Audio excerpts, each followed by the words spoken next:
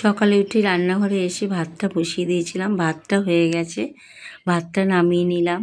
করবো আজকে মুগ ডাল, শনিবার, তার জন্য মুগ ডাল করছি। মুগ ডাল নিয়ে ভালো করে শুকনো খোলায় মুগ ডালটা আমি ভেজে নিলাম।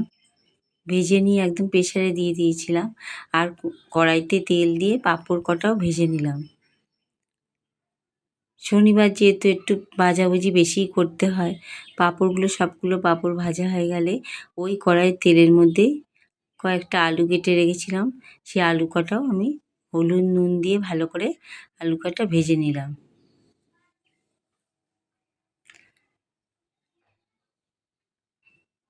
আলু কটা ভাজা হয়ে গেলে আলু কটা তুলে নিলাম। এদিকে ডাল সেদ্ধ হয়ে গেছে, দিয়ে দিলাম 3টে কাঁচা লঙ্কা।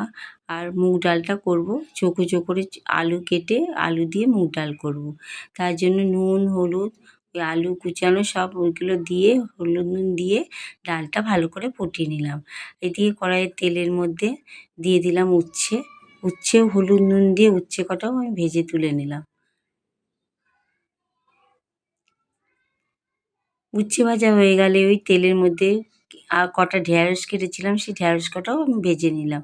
হলুদ নুন দিয়ে ঢ্যাঁড়স কটাও ভেজে নিলাম।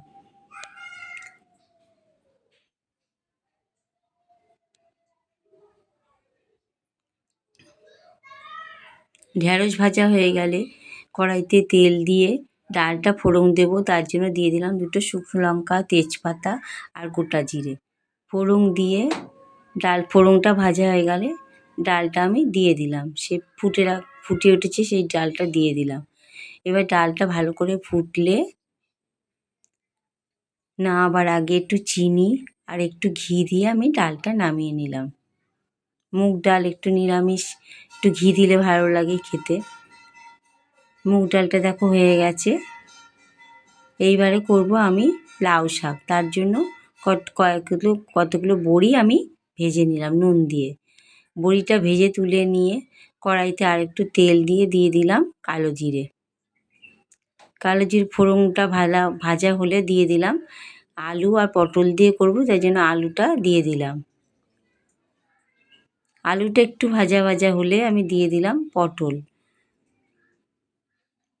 পটলটা দিয়ে নেড়ে চেড়ে দিয়ে দিলাম সেই কেটে রাখা লাউ শাকগুলো দিয়ে লাউ পাতা শাক সব দিয়ে হলুদ নুন দিয়ে আমি শাকটা গ্যাসের ফ্লেমটা কম করে আমি শাকটা ঢেকে রেখে দেবো, যাতে শাকটা ভালো করে সেদ্ধ হয়ে যায়।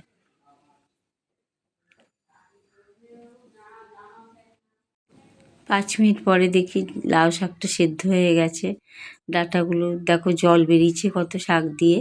এবার আমি একটা মশলা করেছিলাম, সর্ষে, পোস্ত, জিরে আর কাঁচা লঙ্কা, সেই পেস্টটা আমি দিয়ে দিলাম।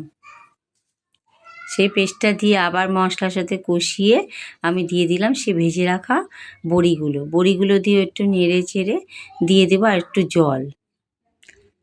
জল দিয়ে একটু সেদ্ধ হয়ে গেলে একটু দিয়ে দিলাম আটা গোলা জল। আটা একটু গুলে দিলে কী হয়, একটু মাখা মাখা হয় আর খেতে তরকারিটা ভালো লাগে। আর না আবার একটু চিনি দিয়ে আমি নামিয়ে ফেললাম। কেমন লাগলো ভিডিও?